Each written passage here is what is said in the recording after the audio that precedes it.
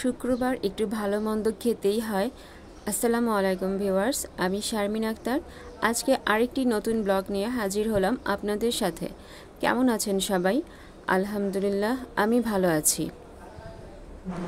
আমি উপর থেকে দুইটা টব নামিয়ে নিয়েছি, বেলি গাছ আর অ্যালোভেরা গাছ।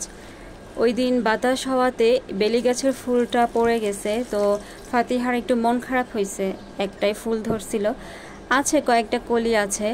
আর অ্যালোভেরা গাছ আমাদের কিন্তু অনেক উপকার আসে। অ্যালোভেরার শরবত খাওয়া হয় আর অ্যালোভেরা স্কিনও লাগানো যায়, কিন্তু আমি আর আমার মেয়ে স্কিনে লাগাই না। আমার স্কিনে অ্যালার্জি হয় অ্যালোভেরাতে। আর ফাতিহা তো অনেক ছোট, ওকে এখন ওই স্কিনের কোনো যত্নই নিচ্ছি না। আর ফাতিহার চুলে দিই, অ্যালোভেরাটা ফাতিহার চুলে দেওয়া হয়।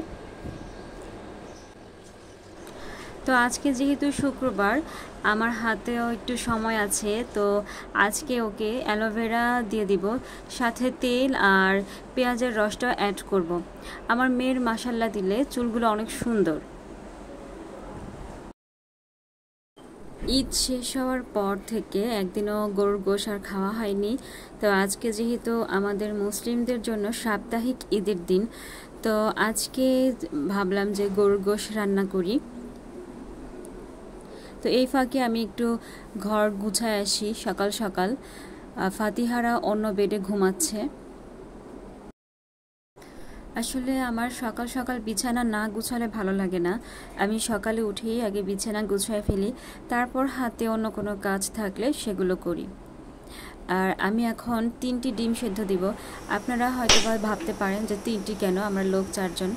আসলে রায়ানকে সেদ্ধ ডিম খাওয়াই না, ওকে ডাক্তার সাজেস্ট করছে ডিমটা পোস্ট করে খাওয়াইতে, তেলে ভেজে খাওয়াইতে, যার কারণে আমরা সেদ্ধ ডিম 3টি খাই। আর শুক্রবারে আমি সকালবেলা নাস্তার ভেজালটা করি না, এই সামান্য খেজুর, তারপরে ডিম, এগুলো দিয়েই নাস্তা করে ফেলি। যদিও সকালবেলা অনেক ভারী নাস্তা করা লাগে, কেননা সকালে রাজার মতো খেতে হয়, আর দুপুরে খেতে হয় প্রজার মতো, আর রাতে ফকিরের মতো খেতে হয়। তারপরে শুক্রবারে আমি একটু হালকা পাতলাই নাস্তা করি। ওর বাবার আর্লি অফিস থাকে, জুমার নামাজ পড়েই অফিসে চলে যায় খাবার দাবার খেয়ে, তো আমার একটু তাড়াতাড়ি কাজ করতে হয়। তো আমার আর ফাতিহার বাবার সকালের নাস্তা করা শেষ। ফাতিহারা ঘুমাচ্ছে, ওরা এখনও ওঠেনি। ওরা উঠলে ওদেরকে নাস্তা দিব। এই ফাঁকে আমার শোকেসে অনেক ধুলাবালি পড়েছে, আমি শোকেসে একটু পরিষ্কার করে ফেলবো। কাচের জিনিসগুলো একটু পরিষ্কার করে সাজিয়ে রাখবো। এখন বাজে প্রায় 9:30। শুক্রবার। ফাতিহা ঘুম থেকে উঠছে, ওকে নাস্তা দিয়েছি। ফাতিহা আবার রং চা খেতে চায় না, দুধ চা খায়, তো ওকে বিস্কিট দিয়ে দিয়েছি, বিস্কিটের সাথেও দুধ চা খাবে। রায়ানকে এসব খাবার খাওয়াবো না, ও এইসব খাবার খেলে সারাদিন আমার সাথে ঘ্যানার ঘ্যানার করতে থাকবে। ওকে ডিম দিয়ে আর ভাত খাওয়াই দিব। তো ফাতিহার নাস্তা খেতে খেতে ওর চুলের জেলটা আমি বানিয়ে নিয়েছি। ওর চুলের জেলটা আমি অ্যালোভেরা দিয়ে বানাবো আর নারকেল তেল দিয়ে দিব, সাথে পেঁয়াজও দিব। এটা অনেক উপকার চুলের জন্য, যেমন পেঁয়াজটা যেমন চুল পড়া বন্ধ করে এবং চুল কালো করে, আর তাছাড়া নারকেল তেল তো সবসময় চুলের জন্য অনেক উপকারী। ও হচ্ছে আমার চাচাতো বোনের মেয়ে, ওদের আজকে বিয়ের অনুষ্ঠান আছে, তো আমার বোনের কাছে আজকে সাজতে আসছে। ওর সাজ দেখতে দেখতেও আমার আজকে দেরি হয়ে গেছে একটু।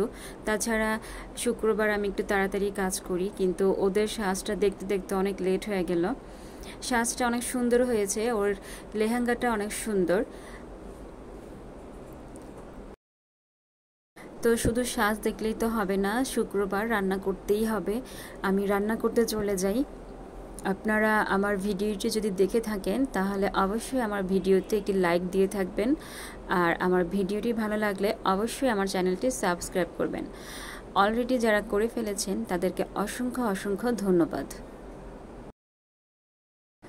তো গরুর গোশত রান্না দেখানোর মতো এমন কিছুই নেই, কম বেশি সবাই গরুর গোশ রান্না করতে পারে।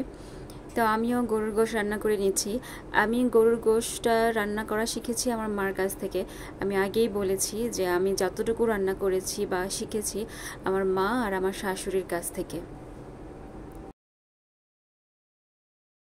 গরুর গোশতের স্বাদটা নির্ভর করবে আপনার মশলা কষানোর ওপর। আপনি যতক্ষণ সময় নিয়ে মশলা কষাতে পারবেন, আপনার গোশের স্বাদটা আরও দ্বিগুণ বেড়ে যাবে।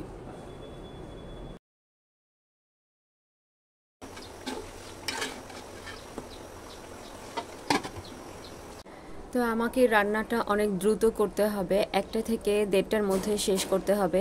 ওর বাবা এসেই খাওয়া দাওয়া করে চলে যাবে। আমার মাঝে মাঝে রাগ হয় যে বলি শুক্রবার ডে অফ নিতে, ও ডে অফটা শুক্রবারই নেয় না, শনিবারে নেয়। তো যাই হোক, যেভাবে অফিস বলে সেভাবেই করতে হয়। আমার রান্না প্রায় শেষ। আমি আজকে গরুর গোশ আর পোলাও রান্না করলাম। তো রায়ান আজকে অনেক খুশি, আজকে গরুর গোশ আর পোলাও খাবে। ওরা এগুলোই পছন্দ করে। তো এখন ওর বাবা খাওয়া দাওয়া করেই অফিসে চলে যাবে, 1 মিনিটও রেস্ট নেবে না। তো বরাবরের মতোই রায়ান কখনোই শুক্রবারে ঘুমায় না। ও এখন বিকেল টাইম আমাদের আগের অ্যালবাম দেখছে আর হাসতেছে, আমাদের আগের ছবিগুলো দেখে দেখে হাসতেছে। ওর আম্মু আব্বুকে চিনতে পারছে না, যে বারবার বলছে যে এরা কারা এরা কারা, মানে অনেক শুকনা ছিলাম। তা আমিও মাঝে মাঝে অ্যালবাম দেখি, মাঝে মাঝে ভালো লাগে পুরানো ছবিগুলো দেখতে, অনেক কথা মনে পড়ে যায়। যাই হোক, এখন প্রায় সন্ধ্যা, ওদেরকে নাস্তা দিয়েছি, আজকে সেমাই খাবে বলল, তো লাচ্ছা সেমাই রান্না করে দিলাম। তো আজকে এই পর্যন্তই। আমার ভিডিওটি ভালো লাগলে আমার চ্যানেলটি সাবস্ক্রাইব করুন। আল্লাহ হাফেজ, আসসালামু আলাইকুম।